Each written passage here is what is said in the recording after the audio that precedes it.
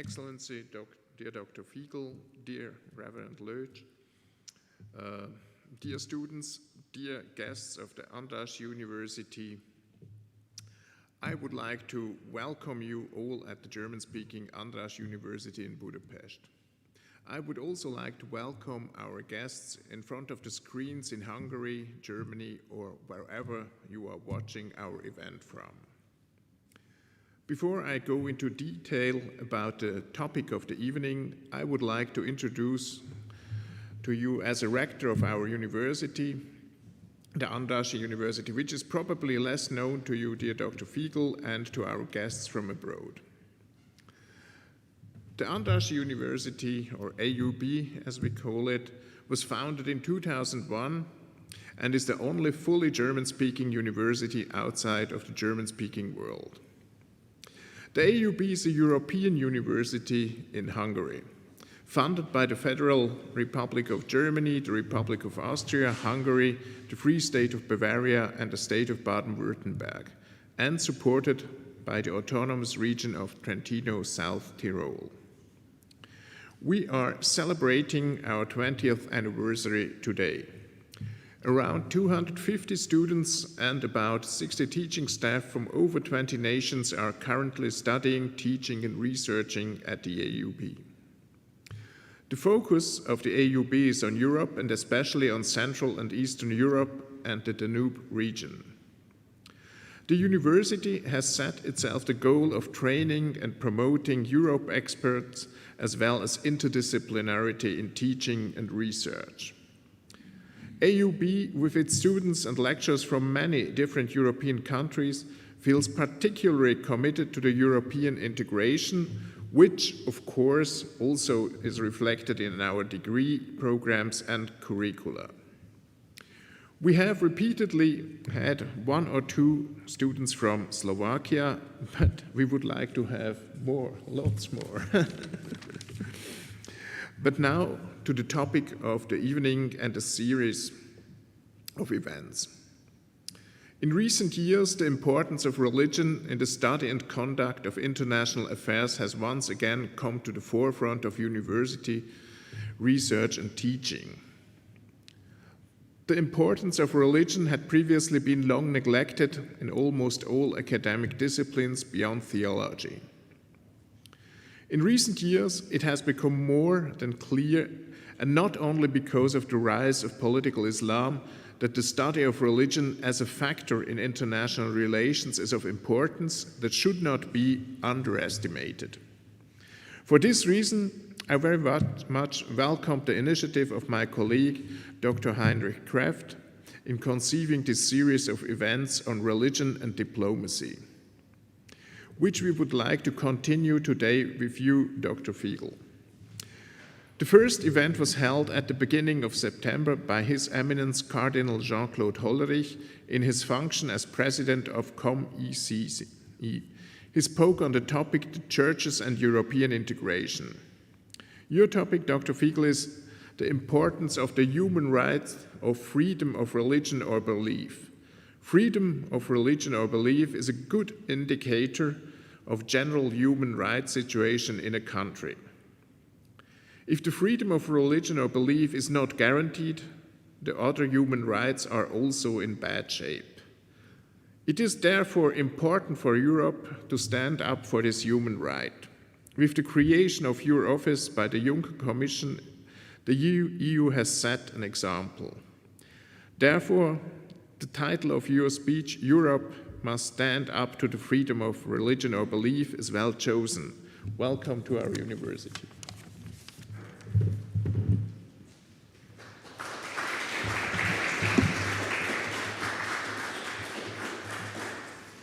Your Excellency, it's now my task to introduce you to the audience here in the Spiegelsaal and in front of the screens wherever they are in Europe, as our rector has already mentioned. Well, Dr. Figel is one of the best-known politicians of his country, Slovakia, in Europe. Dr. Jan Figel has undertaken pioneering work as the first special envoy for the promotion of freedom of religion or belief outside the European Union. As our rector, Professor Parlinger, already mentioned it, it was Jean-Claude Juncker and the EU Commission who took this far-reaching decision. After a distinguished career in both academia and politics in Slovakia, Dr. Figel was appointed Commissioner of the European Union for Education, Training, Culture and Youth. He took part in founding the Christian Democratic Movement, KDH, in Slovakia and was its chairman from 2009 to 2016. He was appointed the first Deputy Prime Minister of the Government of Slovakia and Minister of Transport, Construction and Regional Development, an office he held from 2010 to 2012. He was serving as Vice President of the National Council of the Slovakia Republic between 2012 and 2016, when he was appointed Special Envoy for the promotion of freedom of religion or belief. The groundbreaking and lasting work of Dr. Figel is also underlined by the decision of Ursula von der Leyen and the EU Commission she is heading to name Christos Stylianides as successor of Dr. Figel. Since its creation in May 2016, and despite its limited mandate and resources, the EU Special Envoy for Freedom of Religion or Belief made remarkable work in addressing challenging situations in many countries where freedom of thought, conscience, and religion is seriously threatened or violated. The positive contribution of the Special Envoy was also recognized by the European Parliament in its resolution of 15th January 2019. Dr. Figel will speak about his work and his experience as Special Envoy and respond to my and your questions and commentaries. Last but not least, let me also thank the Untitled Foundation, which supports this series and also invites us all to a small reception after our conference. We have time until 7:30, but now, Dr. Figel, the floor is yours.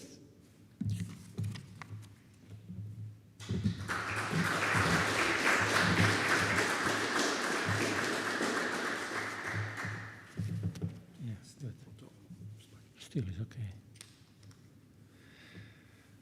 Good evening, dear young friends, Your Eminence, Rector Ballinger, Your Excellency, Professor Kraft.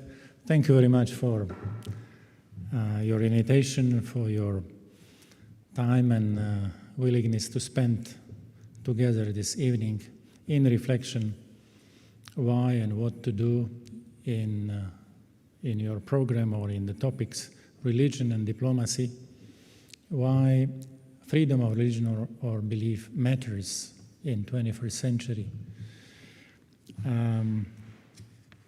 At the beginning, I would like also to congratulate to your young anniversary, because 20 years is a great, nice age of maturation, long road to go, but it's important time.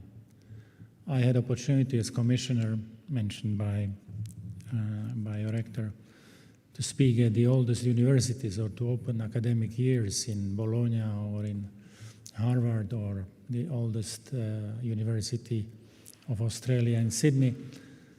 But it's good to have on the continent not only the oldest institutions of education, of exchange of knowledge, science, research, but also young, new.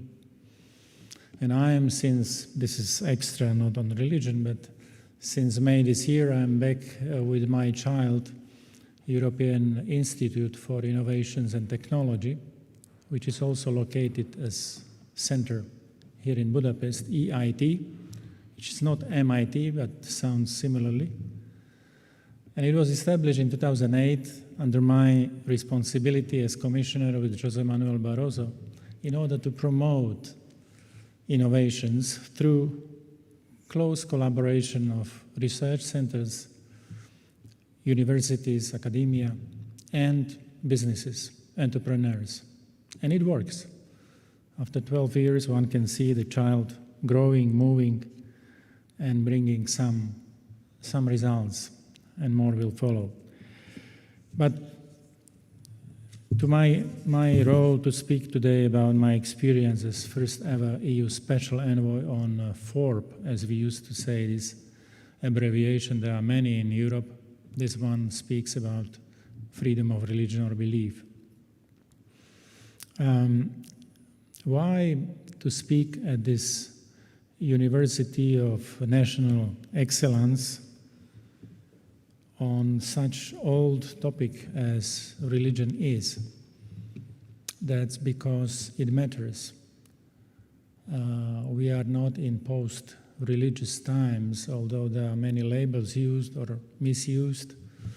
Religion in international relations or even European relations mean a lot. And those, I was lecturing 4 years international relations at Trnava University, the ancient and then renewed in 1992, but okay. And I want to say as former lecturer that those who do not understand religion, and especially abuse of religion, cannot understand what is going on in the world today. And if we don't understand, how can we help? If doctor doesn't understand, diagnose, how can he heal, help the patient? So it is important, and I am glad that we are here together. My original education was technical. This was relatively free under communist regime. I lived in then Czechoslovakia, half of my life under totalitarian system. So MSTs were, everywhere, and Soviets got the first rocket to the orbit, not Americans. But freedom was missing. Mathematics was there, physics, technology, but freedom was missing. And my name, Jan Figel, belonged before me to my uncle, the brother of my father, who was killed by the Stalinist secret services of Czechoslovakia in 1953. So when I was born, I got name to remind my young uncle. So this was the system, and it had very different fruits or results. Now we are together, and I'm glad that I can speak at international university or European university here in Budapest, which is open to many minds and hearts, and this is good experience. So I would like to focus on three major points. The first one on freedom of religion or belief and importance. Why this is important? Why this is not something sidal or belonging to the past? For several reasons, important for believers or non-believers, to all. Because freedom of religion or belief is a condition of good governance, important for believers and non-believers, as I said. It is a civilizational objective, criterion representing freedom of thought, conscience, and religion. This is international, precise, concise definition. It's freedom of thought, conscience, and religion together. For protection is actually precondition of sustainable development. Why? Because development is another name or fruit of justice, for peace. And peace is fruit of justice. So we need peace in order to have development. Justice is based on human rights. Core of justice today, quoted in public life, in media, is protection or respect of human rights, rights for all. And FORB is very central, pivotal right. Actually, you can find him in major international or European documents. In the UDHR, Universal Declaration of Human Rights, it's Article 18. You know that the whole declaration from 1948 has 30 articles, and 18 is somewhere in the middle, And it's not only about location, but meaning. It is important and central and pivotal because it combines our freedom implemented individually and collectively, implemented in private life, or in public. It is actually a litmus test of all human rights, as it was quoted, because if it is respected, then other rights will follow. Right to freedom of opinion, freedom of expression, freedom of assembly, of association.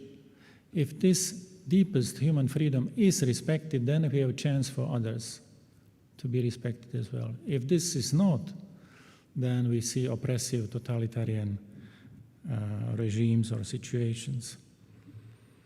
To be maybe more aware of what we have in hands, I will quote at least parts of 3 major documents. The first one is mentioned, UN Declaration on Human Rights, Universal Declaration, which has the same wording as then we can find also in the International Covenant on Civil and Political Rights. Article 18 speaks, "Everyone has the right to freedom of thought, conscience, and religion.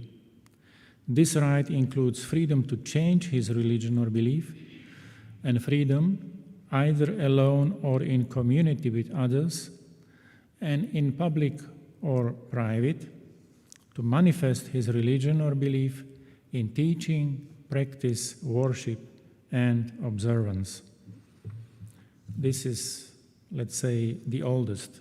A bit newer, from 1950, and protected by the European Court on Human Rights in Strasbourg, is Article 9 within the or from the European Convention on Human Rights.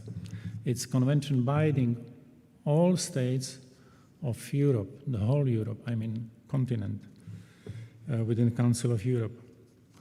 And Article 9 says, first, everyone has the right to freedom of thought, conscience, and religion. This right includes freedom to change his religion, belief, and freedom.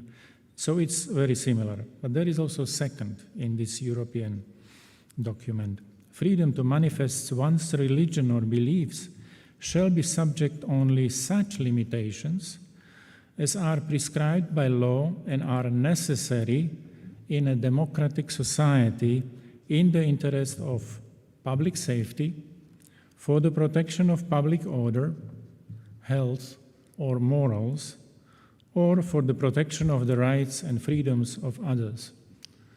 So it speaks in the first part on sort of forum internum, my right within my life, and in the second, forum externum, which means my freedom ends where freedom of the other starts, or my freedom to worship, teaching, practice, observance can be limited if there is justified public interest in terms of safety, public health, or morals.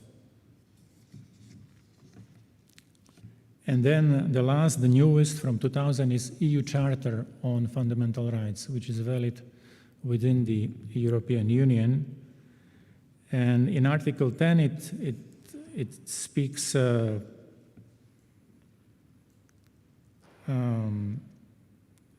basically the same in first part, and the second is slightly different. And it says, the right to conscientious objection is recognized in accordance with the national laws governing the exercise of this right.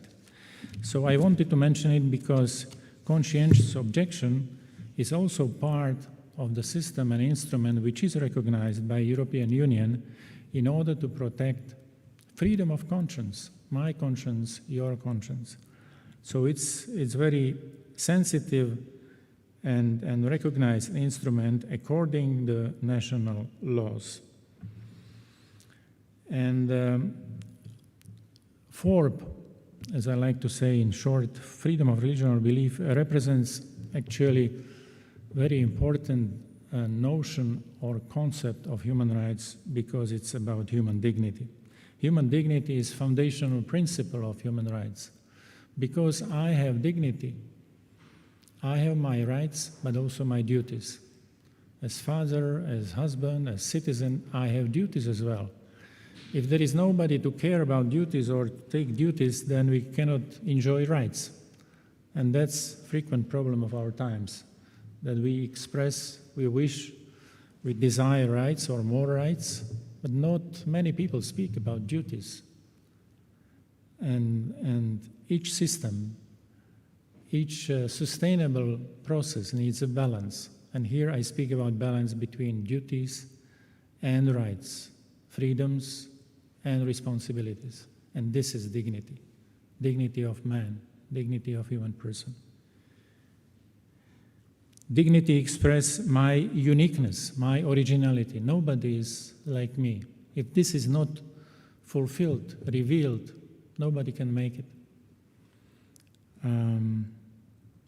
As I said, it expresses my rights, but also my duties towards the other and towards the community which we live in. Secondly, the global situation. For years and decades, better to say, as it was mentioned at the beginning, religious freedom as a topic was neglected, abandoned, forgotten. It was occasional, but not typical or very practical part of teaching or policies or even diplomacy. It was frequently misinterpreted human right. Today, according serious sources, mostly I will quote Pew Research Center data. Pew Research is in Washington. It's non-partisan, very professional institution, which for many decades already, since the 90s, follow religious development, not only, but religious developments in terms of sociology. And according to their recent data, 79% of global population, 79, almost 4 out of 5 people live today in countries with high and very high obstacles to FORP, high or very high obstacles. And why this is so? It seems to be a very high number, 79%, because the most populous countries belong there. China, India, Nigeria, Pakistan, and many, many others. The second bad news, so this is first bad news, and the second bad news that this trend is worsening. It's not improving, but worsening. Oppression is on the rise.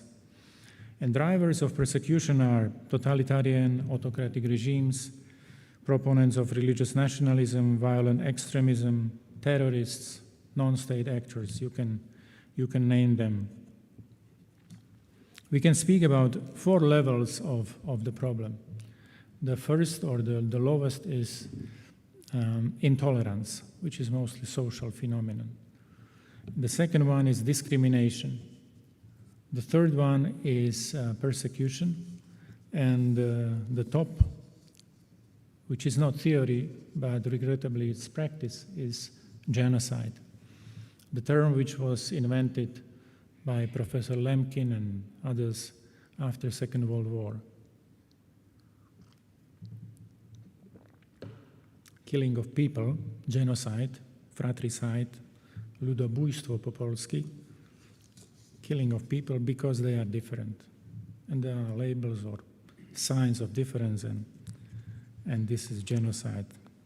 I'm sorry to speak about it, but it's important to speak about it because it's crime of crimes, and it's not the past, it's not the history.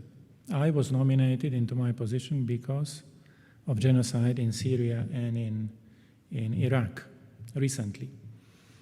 And the genocidal situations are almost regularly visible now in some parts of Africa, or recently in Burma, Myanmar. Genocide is labeled to the events or atrocities or persecution in China against Uyghurs. So we need to speak on this because it speaks about lack of humanity or failure to protect, to prevent, and of course to punish. Convention from the same time as UDHR 1948 against genocide is based on 3 Ps: to prevent, to protect, and to punish. Of course, to prevent genocide as such. If it happens, then to protect victims, and then to persecute perpetrators because they would repeat their successful, solution of problems, or solution, in quotes. There was Stalinist saying, is there a man, there is a problem. If there is no man, there is no problem. So liquidation of man, of person, means solution. This is really inhuman, and it was reality. So that's why I mentioned my uncle, but because they liquidated him without a trace, we don't know where he's buried. So this was the system of anti-human liquidation of opponents.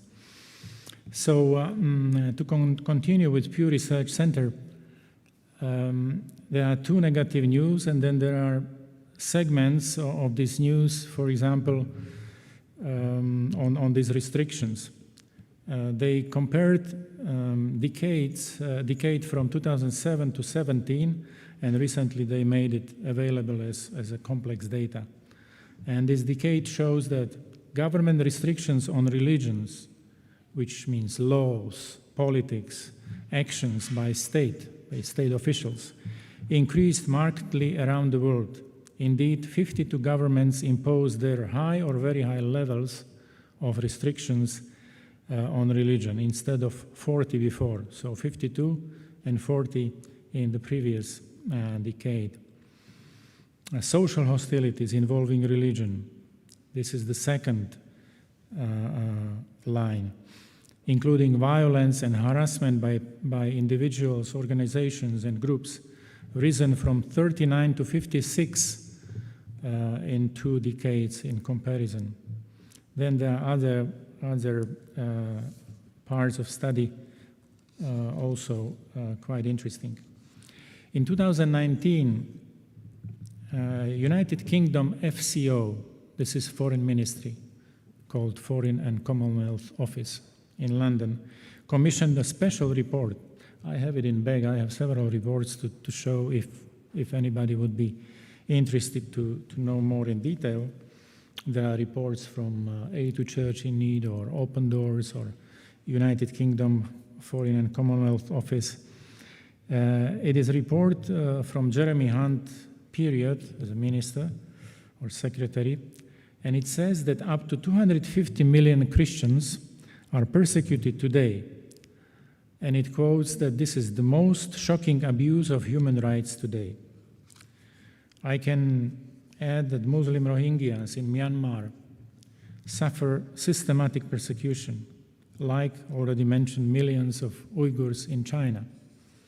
Anti-Semitism is on rise, including the West. My nomination was a reaction to the genocide of Yazidis, Christians, Shia Muslims committed by ISIS, so-called Islamic State, in Iraq and Syria. Baha'is are suffering in Iran, Ahmadis in Pakistan, and we could go on. Pressure is growing against groups from A to Z, and I mean from groups of atheists to Zoroastrians, A to Z. Because atheism may lead to capital punishment today in 12 countries. Conversions in 22 countries are punished by death. In 84 countries in the world, we have blasphemy laws, some very stringent, very drastic, one can say, like in Pakistan or in Mauritania. In principle, if one minority is persecuted, many others are persecuted as well. So it's usually much broader horizontal issue. For too long, Forbes was like an orphan, abandoned child. priority neither in foreign policy nor in development cooperation. But there are also good news, and I gladly share good news also, not only warnings. FORB awakening is growing. Maybe this lecture is also a good sign here at Andrássy University. In 2013, not a long time ago, the EU guidelines of then 28 countries were adopted together, so which means rules for protection and promotion of FORB in EU foreign policy, diplomacy. Next year, 2014, the first intergroup for FORB in the European Parliament was established with 38 members, parliamentarians. At the same time, the global so-called IPP-FORB, Interparliamentarian Platform, IPP-FORB, gathering together parliamentarians from different countries, was established. Since 2015, there is an international contact group of FORB diplomats from growing number of countries. And since 2016, there was the first ever EU Special Envoy for FORB promotion. And after that, when I was nominated in May, during celebration of Schumann's Day, 2016, several member states established their special envoys, ambassadors, plenipotentiaries. It was Hungary, United Kingdom, Denmark, Germany, Lithuania, Poland, Czech Republic, Netherlands. They joined Norway, Finland, Sweden, who did it before. Slovakia established office of a government plenipotentiary this year, recently in September. Some other countries from the Union may join the group soon as well. Hungarian State Secretariat for Aid to the Persecuted Christians is the most active among all. I had several encounters, and their role in the Middle East is very visible. Very active transatlantic partners we have in the United States and Canada. There were already 2 ministerial summits in Washington with concrete commitments, testimonials, networks, side events. 104 governments came together, and over 1,000 religious and civil society participants in July 2019. It was a very strong call for global FORB cooperation, I would say for global FORB movement. The new unprecedented cooperation emerged after this ministerial in February last year, 2020, and it is called the International Religious Freedom and Belief Alliance. This network of like-minded and committed governments currently comprise 31 states. In time of growing tensions, violence, and conflicts, we have witnessed also unprecedented rise of religious initiatives for peaceful coexistence. Earlier ones like Amman message, maybe you know this message, maybe not, but it was a reaction to the Beslan tragedy in school, if you recall, in Caucasus, when Islamic terrorists killed a lot of kids and parents in school in 2004. So it was reaction on that bloodshed. Then a common word between us and you from 2007, and then more recent initiatives like Marrakesh Declaration of 2016, which is on treatment of religious minorities in Muslim-majority countries. Beirut Declaration, called also Faith for Rights, which speaks about responsibility of faith or religions for protection of human rights. It was initiated, developed under the auspices of the Human Rights Commissioner of the United Nations in Geneva.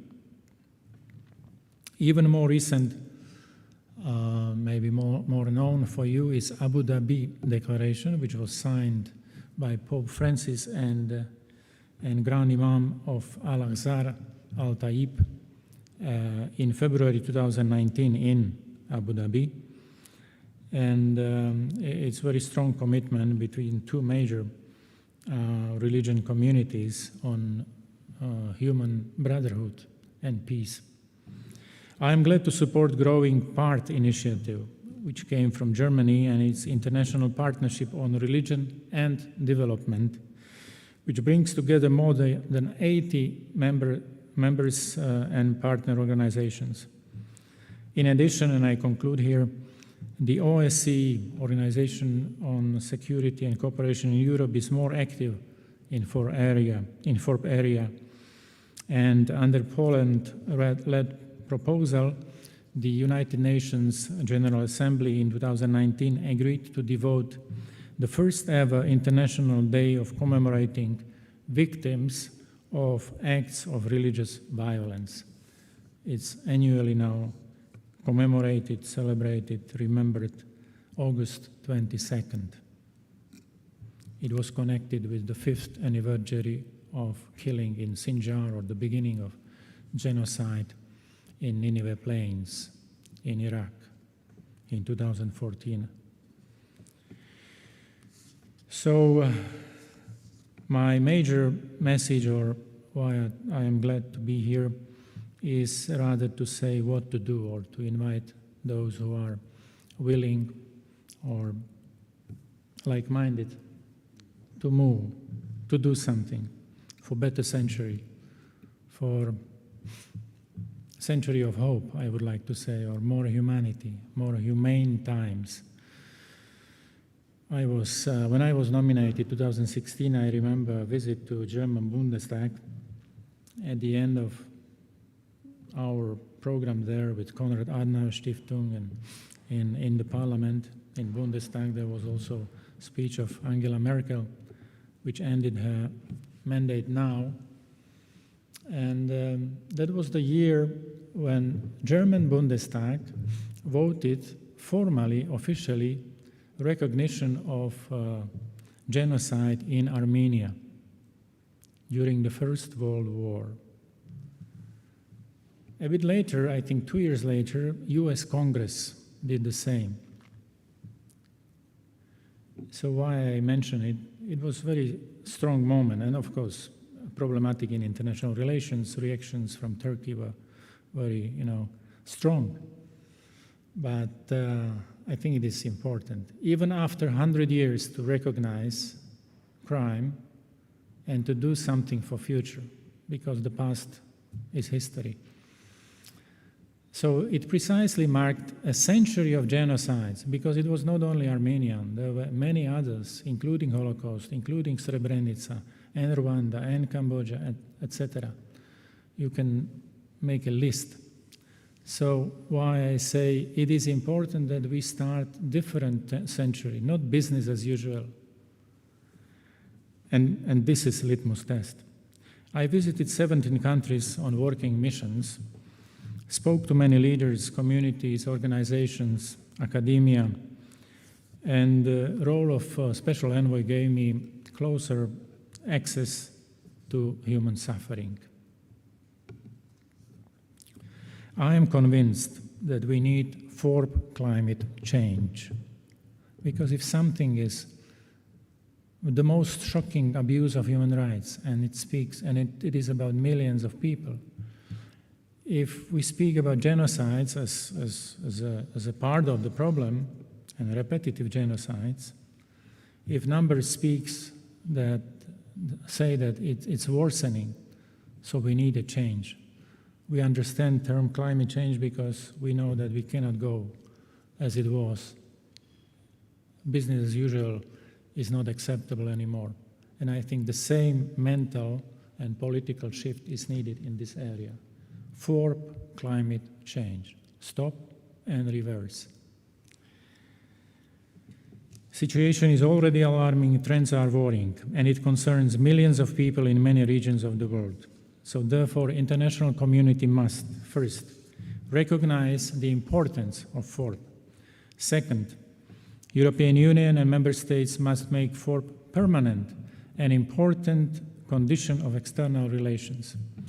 And third, we need to organize efficient cooperation on FORP promotion with like-minded actors against violent extremism, religious fundamentalism, and intolerance. There are many reasons why I say it and why these 3 points are on agenda. We did a lot since the guidelines were adopted, where Parliament started to move, European Parliament, some member states. I have here numbers of EU-funded projects which support promotion of FORP. For example, in the previous 7 years, it was 18 million and 28 projects. In comparison with the previous 7 years, 4 million and 23 projects only. Now, EU delegations, which we have in many countries all over the world, opted for entry points into this agenda, which is not only FORP itself, but also non-discrimination, equal citizenship, minority rights, intercultural and interreligious dialogue, prevention of violent extremism. All these issues come together. The foundational principle of human rights is dignity, as I said. Culture of human dignity is based on respect of the universal principle. We are all different in identity. My son is different from me. Everybody is different. But we are all equal in dignity. And this moral principle should lead to equal citizenship, which means equal position in front of the state or law or power. Dignity is crucially important, as I said, from European or international perspective. But it is also in many religious traditions. For example, major Roman Catholic decision-making level council, Vatican Council, and it adopted major documents. One of them is called Dignitatis Humanae, and it is on religious freedom. So religious freedom and dignity and human dignity in one document. For Muslims, it is Quranic concept of karamah. Karamah is Arabic term for dignity. For adherents of Bible, it is Imago Dei and Medaber al-Kabot in Hebrew tradition. I already mentioned the EU Charter of Fundamental Rights. We should all know that it quotes 4 basic EU values. And the first one is dignity. And Article 1, Chapter 1 is protection of dignity. So it is something we should be not only aware of, but active promoters of and defenders of.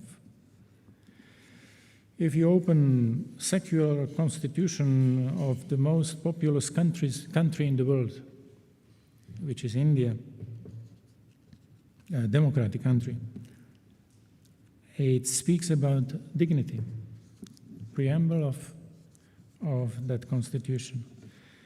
The oldest mention of dignity in the world in the Constitution is from Ireland, 1937. I had a very good experience when I shared either understanding of karamah or dignity at the universities in Punjab, at the Punjab Institute of Islamic Studies or University of Lahore, or at Ahfad University for Women in Sudan. Human dignity may serve as a meeting point for both secular and religious humanists, if they are humanists. Punta del Este Declaration on Human Dignity for Everyone Everywhere from December 2018 is the recent proof. I am happy that many scholars, experts, activists signed this declaration, and they not only commemorate UDHR, but also recommit to its foundational principle. I was one of the initiators of this document, and I want to invite you, because it's still open for signatures. You can find it. We don't have a computer here, but it's very simple. dignityforeveryone.com, dignityforeveryone.com. And as I mentioned, equal dignity as a moral principle should be translated in our countries, in our times, into equal citizenship, fair citizenship, inclusive citizenship. Whatever is the adjective, it must be dignified one, dignified for all. And it brings us to a pluralist society, like a mosaic, to a civil state based on equal citizenship. And this is the best option for our countries, for those who are in conflict or after conflict. I was very pleased, actually, if I recall one memory, two meetings in Iraq.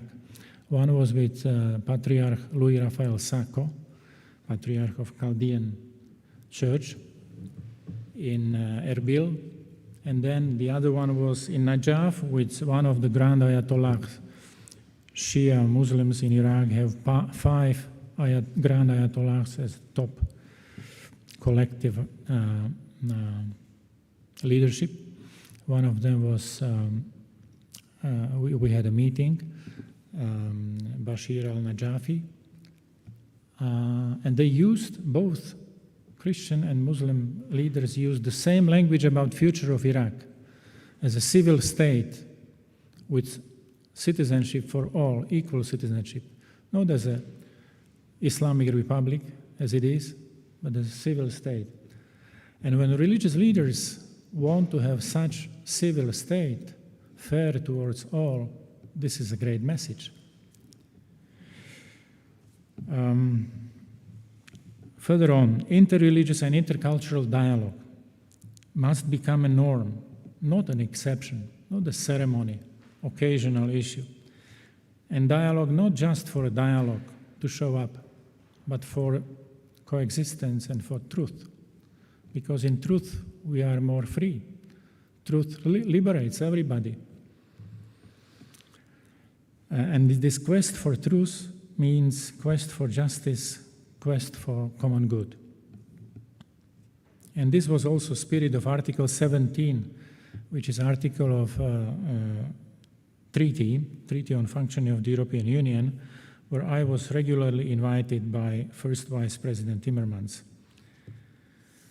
You know, today in politics in the world, there is a lot of identity politics, or speak about identity, which is important. As I said, we are all different. We have to respect it, recognize it. But this is not the end of history or understanding, because from identity we need to move towards awareness of interdependence. We live together. We all face COVID. We all face problems of our times. There is no splendid isolation. In the past, maybe Austria was this example. They used to live in splendid isolation as a neutral country. It's over. And secondly, this should lead into ethics of shared responsibility. I mentioned some examples of good initiatives, inspiring examples. When people see together leaders like, okay, I will repeat it, Pope Francis and Al-Taib, Grand Imam from Al-Azhar, they understand image. They don't read too much encyclicals, documents, fatwas in Islam, but they see image, the message, together, not against, not isolate, together, in dialogue, embracing each other. So we need these images, and not only images, but community which understands ethics of shared responsibility. United Europe actually is this lesson. I never seen wave or strong expression of anti-Europeanism in Africa or in Asia, because many even quote Europe as a good model of living together, working together, in freedom, in prosperity. They would like to join Europe. This is very beneficial to have such example, to have such power of attraction. United Europe actually is a lesson in common good, because it started from hatred, from violence, from war, from tragic division, and it grew from definition of common good through common ground between France and Germany and 6 countries, understanding and definition of common values, interests, and then bringing common good and common future. It's not miracle, it's a logical process. And we need to help with this process, with this inspiration in the Middle East. Because if there is a fire, we feel it. If there is a conflict, we have crisis.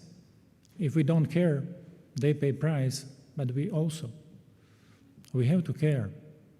Solidarity pays back, reasonable, functioning solidarity. I know from my missions that the EU is welcomed when not teaching or preaching, but sharing, when not imposing, but proposing. This is power of attraction. This is soft power, real soft power.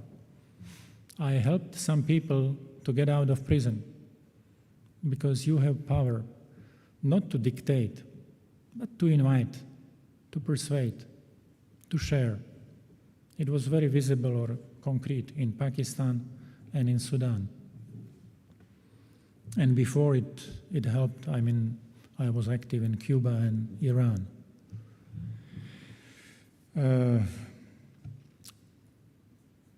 My friends, if I may say so, evil, which is so visible and omnipresent, is very successful today because it has efficient and cheap allies.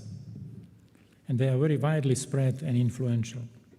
These are mainly three siblings: indifference, ignorance, and fear. Indifference, if we don't care, it's far away from here. It's not my role. Second, if we ignore the problem, because we have our problems, we have enough. If we don't know what's going on, if we don't understand and don't even try to understand, and then if we are scared, if we fear to say something, to raise up, to raise a voice on behalf of those who are voiceless or defenseless, and then it goes and comes, and we have crisis. So we need to nurture allies of good. There are also positive siblings, like education, to know, to understand, engagement, to do something, at least a bit. And then, of course, courage. Simple, but very expensive. Civil human courage. To say something, to do something. At least not in my name. If somebody in the name of Allah kills, then it's expected that those who are against at least say something. And of course, much more is needed. Religious literacy is important. You know, we speak about digital literacy. It's in the back, my phone. I have another at home. We all have one or two, it's important to be connected, to understand and to have digital skills. But those who do not understand religion, and as I said, especially abuse of religion, cannot help. So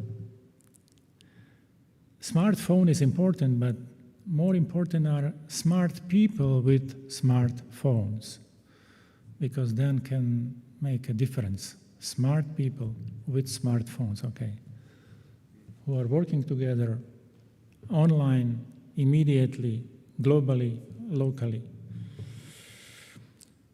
We need smart people in diplomacy, in public policy, in schools, in universities, media, community leaders. Of course, with modern smart technologies. EIT is a good instrument, I'm glad. I'm supportive of activities of the newly established European Academy of Religion. Maybe you know about it, maybe not. It is headquartered in Bologna since 2016 as a network of universities, faculties, journals, scholars on nexus between religion and diplomacy, religion and law, religion and science, religion and economy. Believe me, it's very interesting, attractive, and it's something growing more than we expected.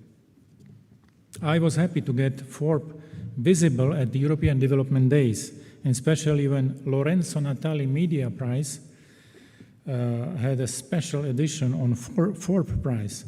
Because usually in media we don't read too much about religious persecution. We don't know. This is ally of evil. Lack of knowledge or even indifference. So we got a prize for one professional and one amateur journalist. One was from Tunisia and one from Burkina Faso. We discussed FORB Award for the best students at EMA Global Campus of Human Rights in Venice. So more you can find on my webpage, which is very simple, janfigel.eu, including a final report on the mandate of Special Envoy, because there are I think, very timely recommendations for European Union, and I think that European Union should follow these recommendations. I was nominated by Jean-Claude Juncker, and I ended my mandate with the end of commission, of Juncker's commission. But it was a huge opportunity to meet worldwide leaders, communities, organizations, and to start something unprecedented. It was really not easy work, but I hope somehow it will continue. As I mentioned, it is already now developed on the level of member states. In spite of very limited working conditions, we combined hard working, team working, and networking. I also recommend to you this recipe for success: hard working, team working, and networking. It must start with self. This hard working is the first. But then also in teams where synergy is something very, very special. And then networking, because we live in one world. This was behind very encouraging stories of prisoners released in Sudan, as I mentioned. 9 people, 2 of them for life sentence.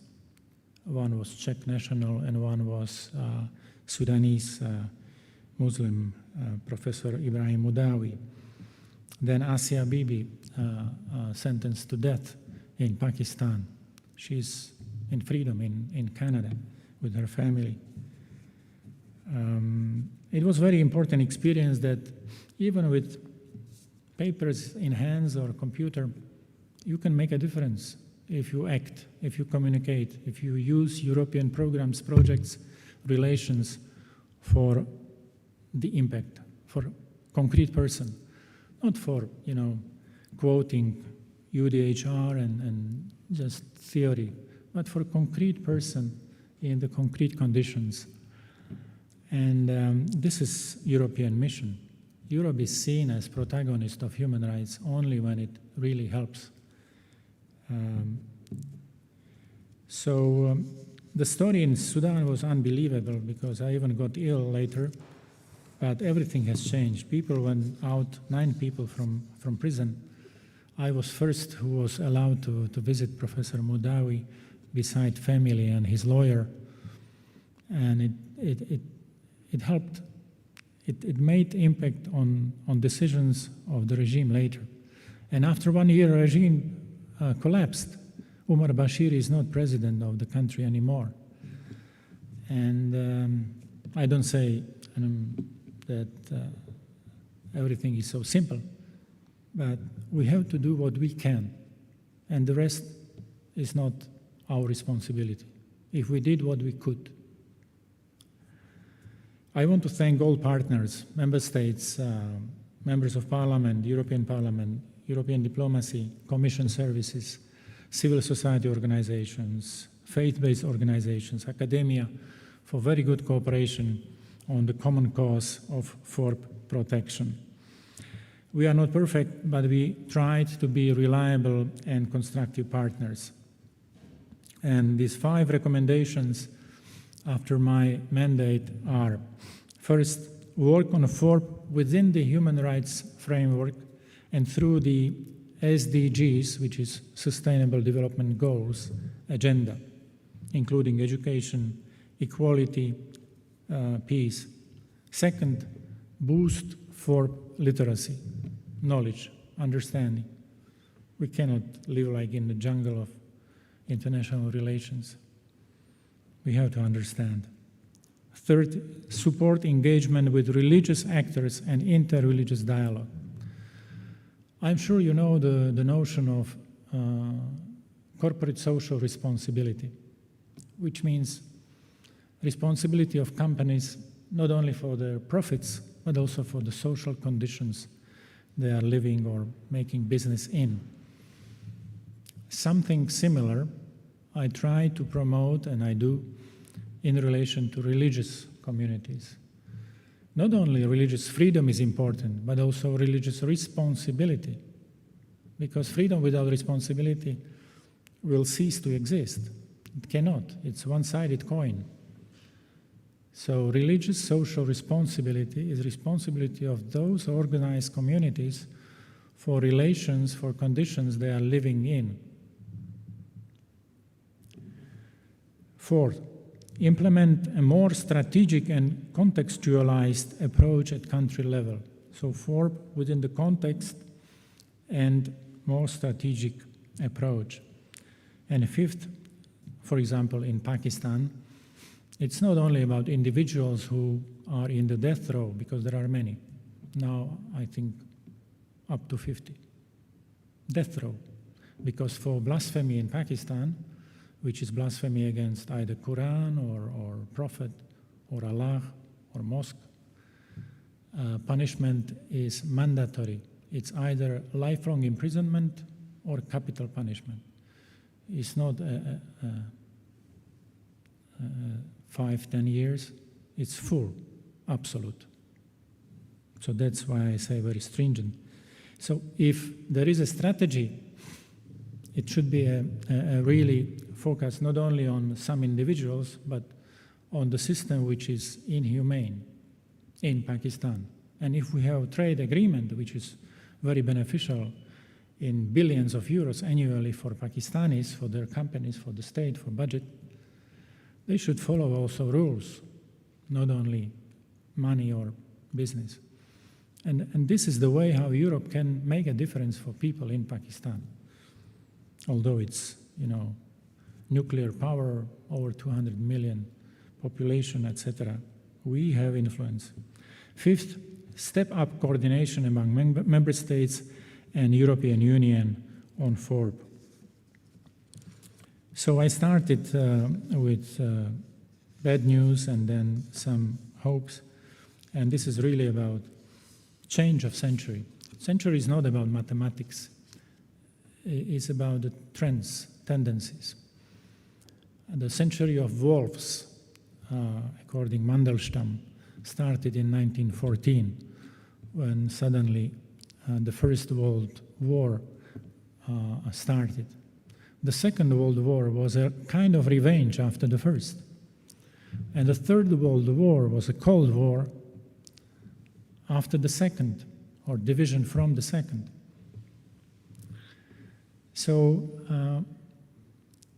1989 in our part of the world, or Europe, is called Annus Mirabilis, miraculous year, because all this confrontation collapsed in Berlin, Berlin Mauer, here in Czechoslovakia, Hungary, with the Iron Curtain, which was not only curtain, but the battlefield. People have been killed there, 400 Czechoslovaks and Germans and many nationals crossing the border. Why say it? Because we need to end the century of genocide genocides, which it is connected with disregard to human dignity for all, for everybody and everywhere.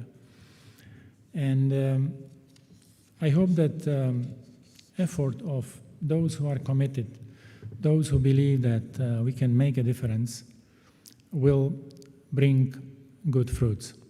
You are new generation, preparing for your role. I wish you that you understand the role of religion, which is with humanity since the beginning, and it is here, and it will continue. According to Pew Research Center, 84% of global population claim religious affiliation. So it's not minor issue. It's not something occasional. It's a huge force, and it can be used for the good or for the bad. It depends, because we have free will. And the best times of humanity, the best periods of civilization are those where religion or faith worked together with science or knowledge, or reason, better to say, towards truth, towards knowledge, towards common good, because truth is important as a principle of common good. So why I say it? Because we should help to orient forces of humanity, civilizational drivers, towards common good, not to abuse. And therefore we need to understand religion as an important force and utilize it for more humanity, for more humane 21st century.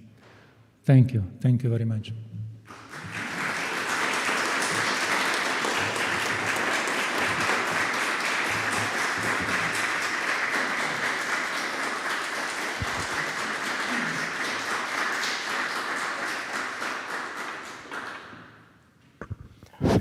Well, Dr. Figel, thank you very much for this very realistic picture. You said it's dark, but it's not only dark. And particularly, you ended with hinting at the hopes we really can have vis-à-vis these enormous problems and enormous challenges. We have some time for questions and comments. I have one question, but I will open it immediately after this in order to bring you all into this discussion. You mentioned the increasing number of people living in countries where freedom of religion, freedom of belief is not protected or under threat, and that this number is growing for some time already.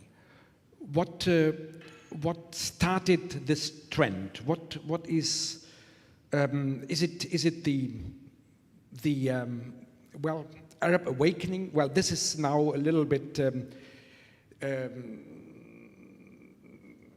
We talk about Arab awakening with the so-called Arab Spring, but I do not mean that awakening. It's more the particularly the youngsters in the Arab world being without hope for their own future and dignity, fed up with corruption, particularly women fed up with having no role in society. And this was directed against many governments, and at the same time you had many people looking looking towards religion.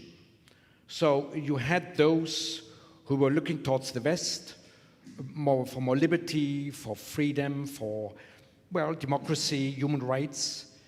But at the same time, you had those who were perceiving this as a threat to their political status, a threat to their economic status.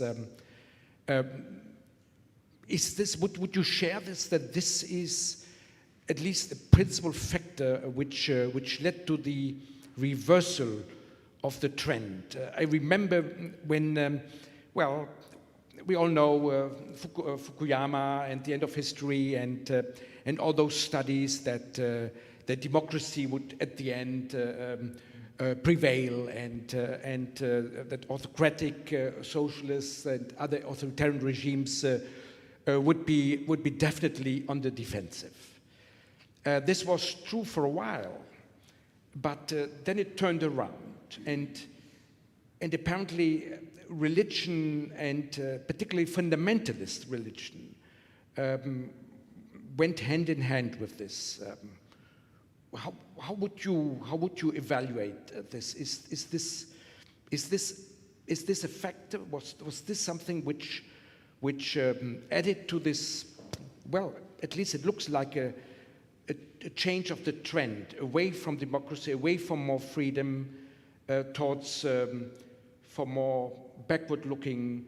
Particularly if you go to Islam, it's the very conservative form of Islam, going back to the Quran, to the scriptures itself, and interpretation is halal. It's not acceptable.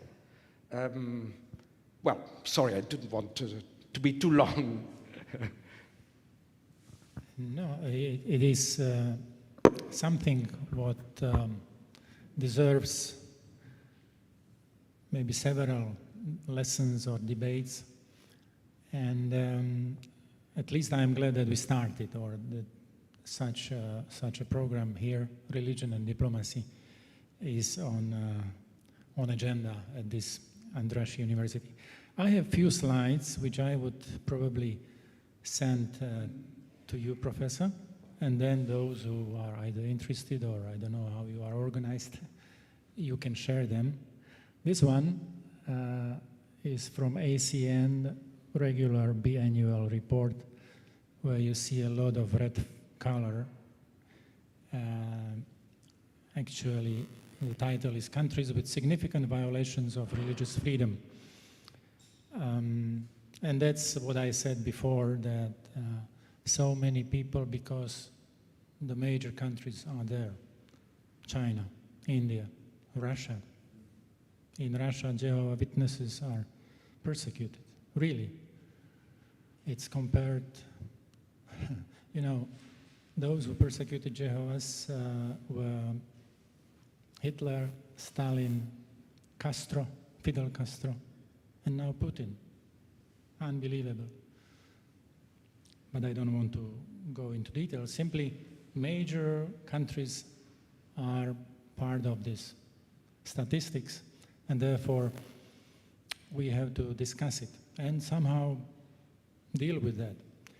To your point, yes, when communism collapsed in Europe, there were two interesting publications or books taken as signals or prophetic. One was Francis Fukuyama, End of History, about the finality of liberal democracy as a winner, step by step, but definitely. And the second was Professor Samuel Huntington, New World Order and Clash of Civilizations, or Clash of Civilizations and New World Order. I think that these are, how to say, not fulfilled prophecies, or neither came true or neither should come true in terms of how to say that liberal democracy is finality when you see what's going on in the world. And clash of civilization would be a clash of humanity, or simply our loss in general, because I think that the role, the aim is to live together, not only to exist together or eventually get into clash. And this example of Pope Francis and Grand Imam from Al-Aqsa, which is supreme Shia authority, is a great change, or if we compare the past and current years. This never happened before. And now they meet regularly, and it is something, because there is a process behind, against the clash of civilizations. Of course, if there are fanatics individually or in organizations, we have to focus on that problem, on extremists, violent extremists. But to accept that Muslims and Christians cannot live together is a wrong presumption, or the beginning which leads to nowhere, this negativist presumption. I have also one nice picture there showing, here it is about fanatics from Libya. You remember February 2015, 21 Christians beheaded, and it was the beginning of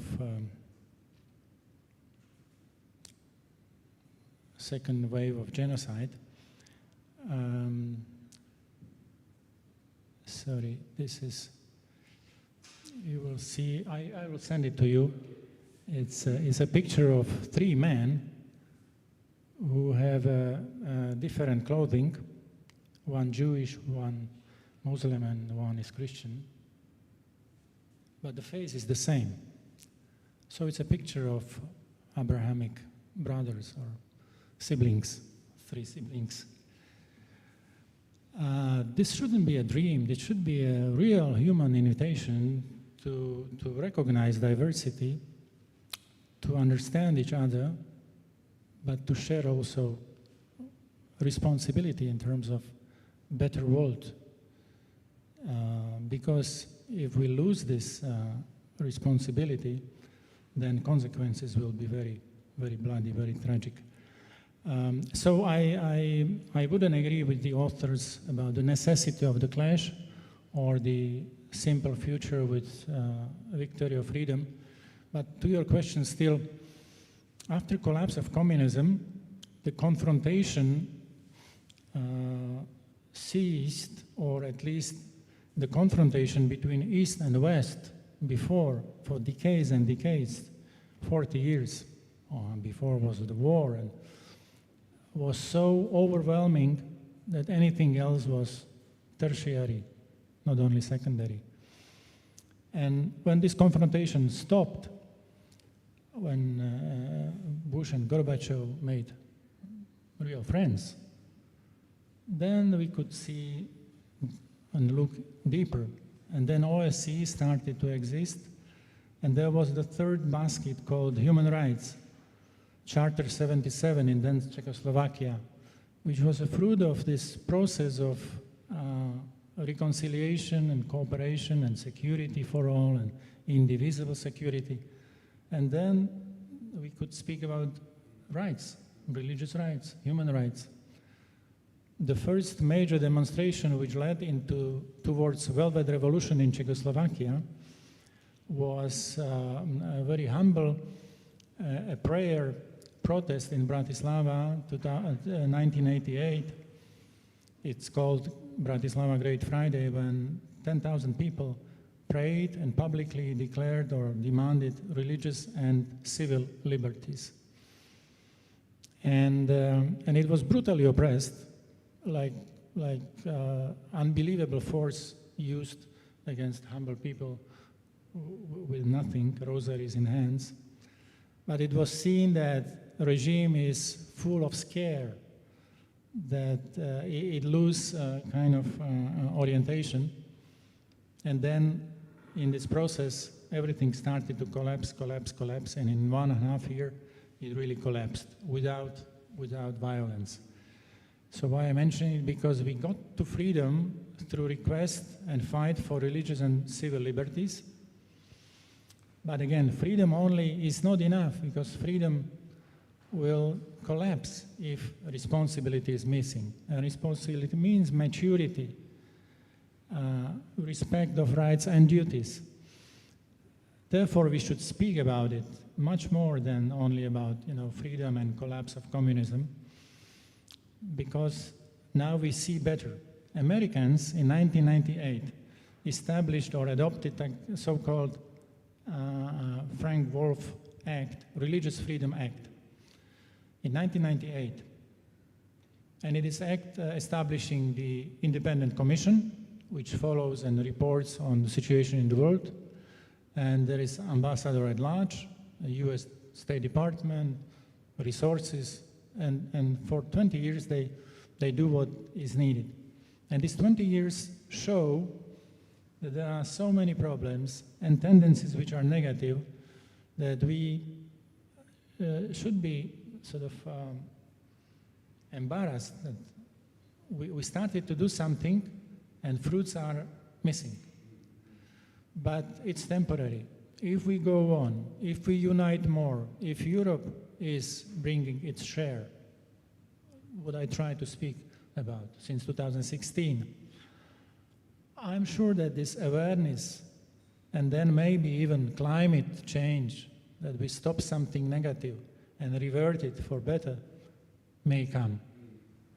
Religious identity is part of human identity, like language, like culture, my faith. And it's important for believers and non-believers. So when we speak about this, it is for all, for all. Let's turn to the audience. We have the first question over here.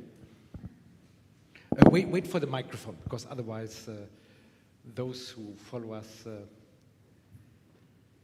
at YouTube will not hear you. Good evening. Dr. Figel, my name is Alisa Köster. I study international relations here at the András University, and I would like to know your opinion on the blasphemy laws that you mentioned actually in your speech. You mentioned about the case of Pakistan, and that the enforcement of this law can be really dramatic, can be really violent, but it's not the only example. We can see this closer to us, for example, in Russia, where a few years ago, young blogger, his name is Ruslan Sokolovsky, he was in prison for 3 years just playing Pokemon Go in church. And he was added to the list of terrorists, official list of terrorists of the country. And if we can discuss how democratic is Russia, such law exists in Poland, that is the member of the European Union and is in the heart of the Europe. So my question is can such law exist in the modern world? And is even the very notion of special feelings, religious feelings of believers, isn't it a threat for democracy and human rights? And if it is so, how can the European Union address this issue? Thank you. Yeah, I think that the best way ahead is reform or elimination of such laws.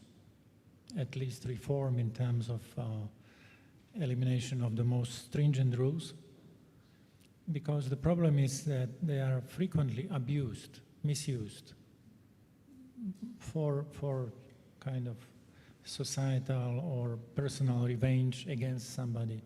So it's easy to blame or to accuse, and then quite difficult to defend. Or then what you say from Russia, it's frequently used and misused against so-called extremists. I mentioned the example of Jehovah's Witnesses who are labeled as extremists. Those who are pacifists, who refuse to take any weapon into hand, are labeled as extremists and imprisoned as extremists.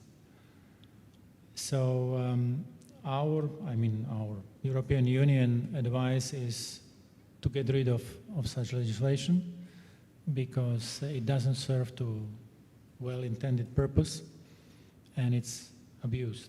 In Pakistan, this is a story from still colonial times when under British rule there were many communities or religions within one system.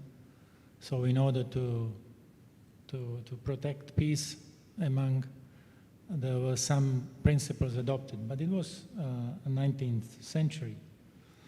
And when these laws have been taken into modern times, they have been even more abused by so-called military regime of Zia-ul-Haq in Pakistan, and country was Islamized. So Islam was declared as constitutional religion, state religion, and everything became a problem since. So best return is to return to normality, not either to colonial times or these military rules, but European Charter or international, which I mentioned, Universal Declaration of Human Rights, including 2 pacts, create Bill of Rights, and there is no blasphemy issue. So we can live without that, and it needs a courage and political wisdom of some to move the situations. I hope in dialogue, in cooperation, in sort of sustained pressure, we can help some countries to get rid of the past.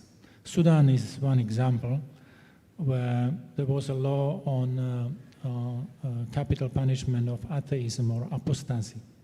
So when they got rid of a dictator, they also eliminated this law. So this is a good example. Further questions and commentaries? Please. Hello, my name is Esther Kalabis. I'm right now with the German Embassy. And I would like to ask you about, because we talked a lot about extreme religious positions, and what about the average European citizen which likes anti-Arabic or Islamophobia or anti-Semitic ideas are deeply rooted, maybe subconsciously there? What about them when the change what we need is the system itself, like the religious system, what we grow up in, or the society should change? What can we do about that? Thank you. If they come here, yeah? So. No, the average European citizen, like for instance me, like I grow up in a system which has ideas, which has anti-Semitic, which has anti-Arabic ideas, but I maybe don't know it. I have to question it like when I'm 20-ish, 30-ish. Mm-hmm. How can we address these types of situations? Okay. Yeah. No, I got it.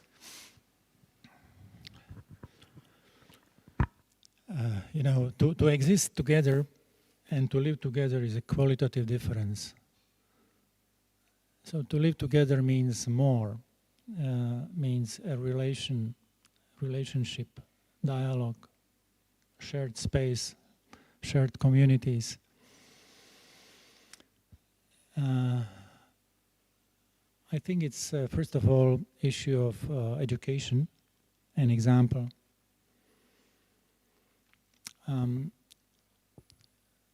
Anti-Semitism, of course, has many different historical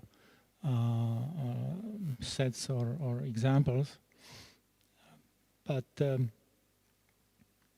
I think it's any anti is example or proof of lack of humanity, lack of human togetherness. Because the principle that we are all different in identity, but all equal in dignity, is the great constructional or element or stumbling block for bigger construction. And those who understand it should somehow engage towards those who either do not understand or have a problem with this understanding. Because in each society you can find great people, in each religion the same, but also those who are different, negative. The first fratricide, you know what is fratricide? Killing of brothers, started with Cain. There is a nice book published in German by German-speaking lady Barbara Grabner. She's Austrian, living in Bratislava. And the book is called Children of Cain. And it speaks about repetitions of fratricide in the history, not only the first one, but Cain and Abel, but even in medieval times, and then about Second World War. And it's an interesting book. I'm not promoting special, but there is one idea I wanted to mention. If you know biblical story about Adam and Eve and their children, so she speaks about the role of mother Eve, because if mother doesn't do all she can, or she doesn't pay attention to the boy who felt isolated, unsuccessful, frustrated, etc., if she made something, she could help, she could avoid this fratricide, maybe. This is a message. That usually these crimes are results of several generations, not one single isolated. There was something before, either neglect or lack of upbringing or lack of something. And we cannot repair the past, we cannot speak on behalf of the others, but each of us can make a difference, starting with self. I cannot change the world if I don't want to change myself. And if I do, I already change it. This is not philosophy, this is reality. If I am more human than generation before, or let's say even my father, or what happened in our family story, I can say I did my best. I'm not perfect, but I tried. And then it's for my son and my kids to follow or to choose better. If we struggle for this improvement, for what I try to say, not business as usual, not another genocide somewhere else because,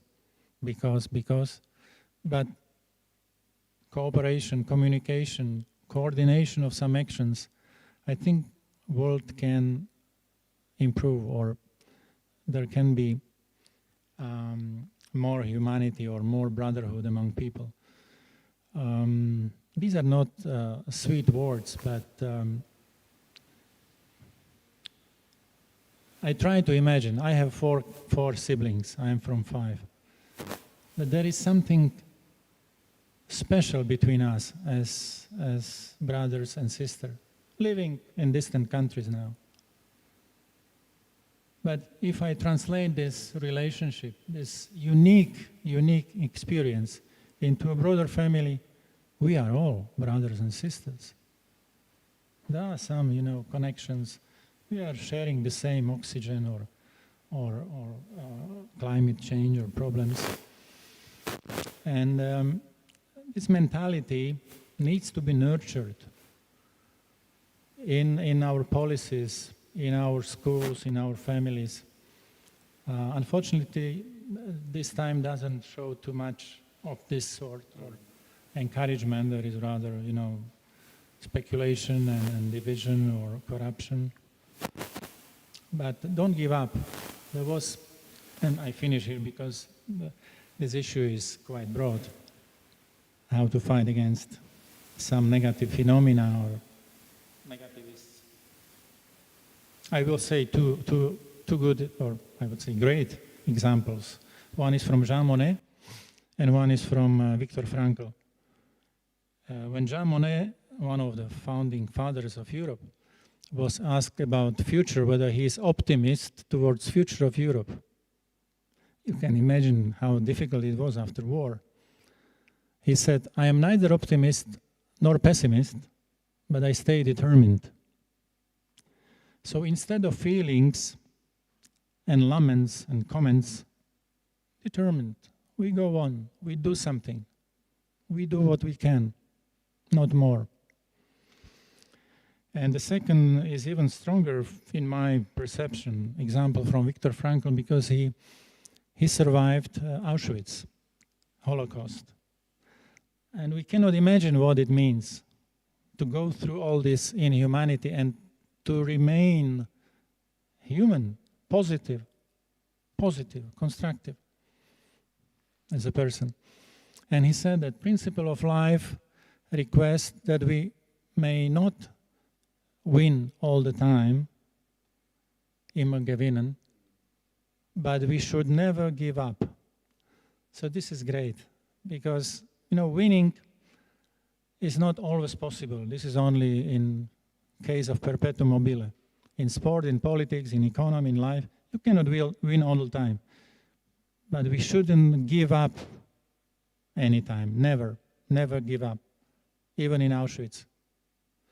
So, I apologize, I would use these wisdoms or great examples to work on in constructive, open-minded manner. Openness means combination of open mind and open heart. One is not enough. Only education without upbringing is not enough. Only mathematics, science, technology is not enough, because criminals are usually skilled, trained even. Open mind is logic, competence, rationality. But open heart is empathy, sympathy, solidarity. And the top of our ability, human ability, top one is love, human love. So when these two parts of openness we nurture, we will find a way ahead. Like-minded, we are not alone, we will be stronger, and then also winning. Thank you. Yeah. Hello, my name is Elaine Proksha and I'm also studying international relations here. Thanks for your speech, first of all. So you mentioned intercultural dialogues or intercultural relations as a form to protect and also to foster the freedom of religion. Do you have any more specific advices or ideas on how to practice those intercultural dialogues in today's world, especially between cultures or societies that are based or grounded on different values and on different beliefs?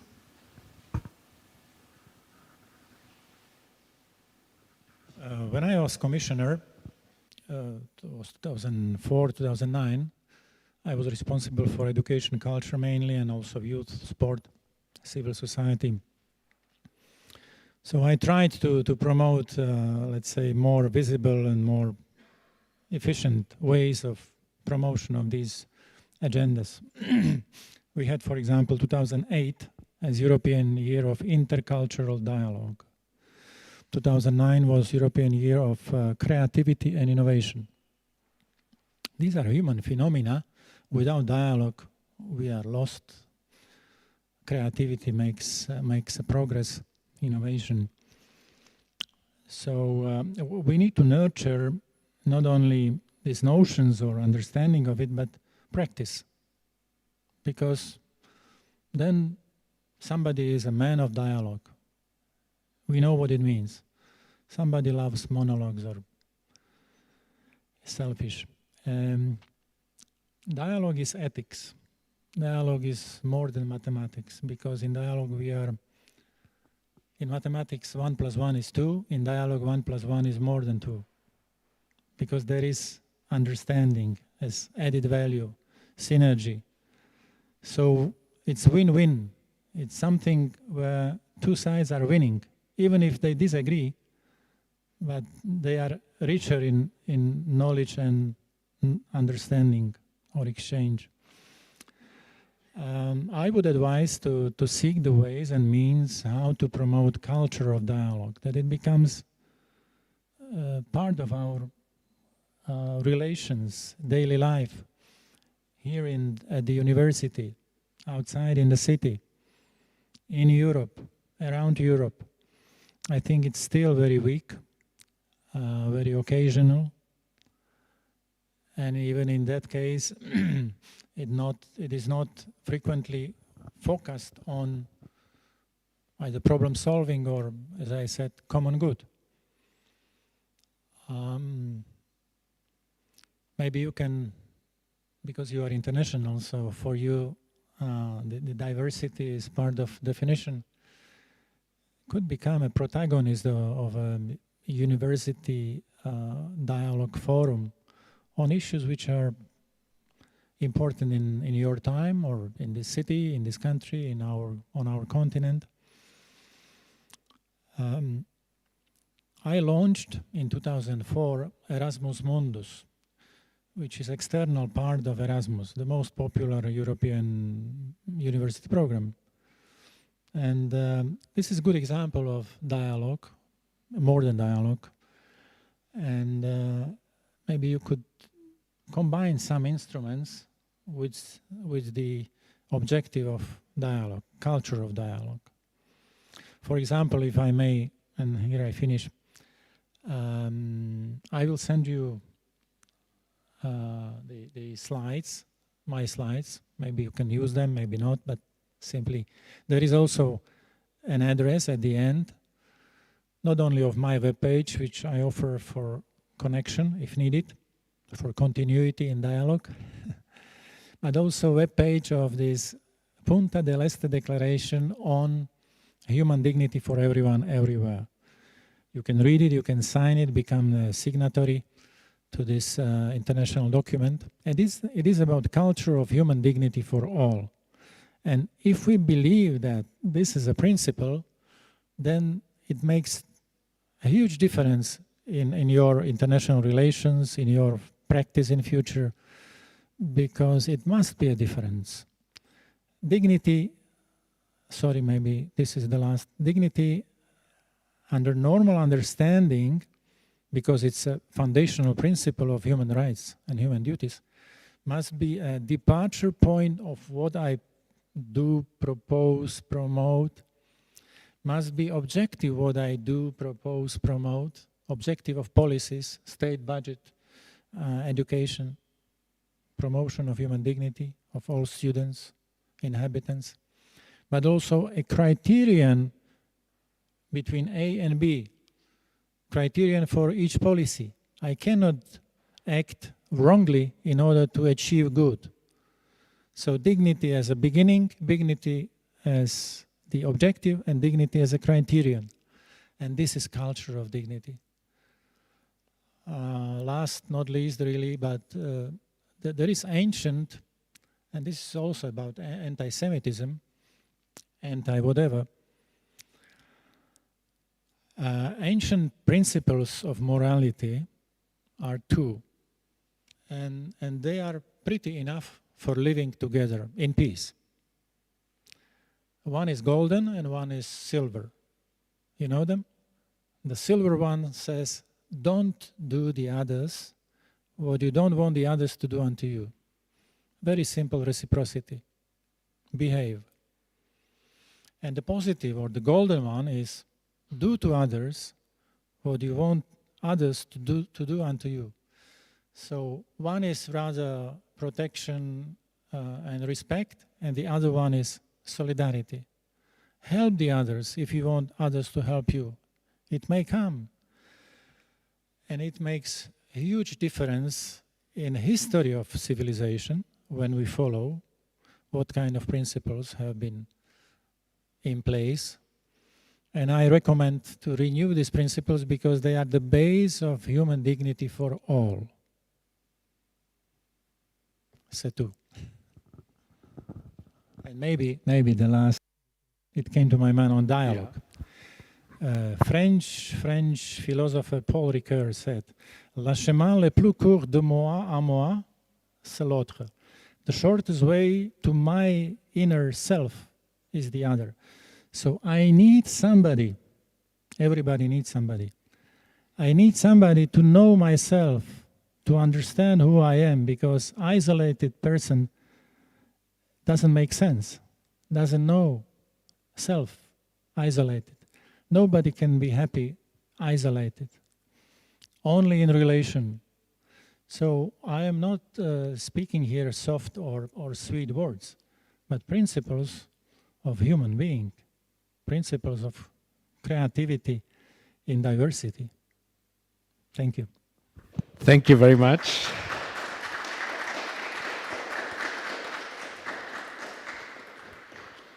As we are already way over time, I would like to conclude here, and if there are other questions and commentaries, we have some time to share a glass afterwards.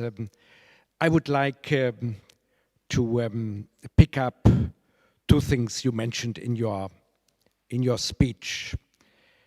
You mentioned the importance of religious literacy, the importance of religious literacy in order to understand international relations, in order to understand the world. And I think this is particularly important as most of you are students of international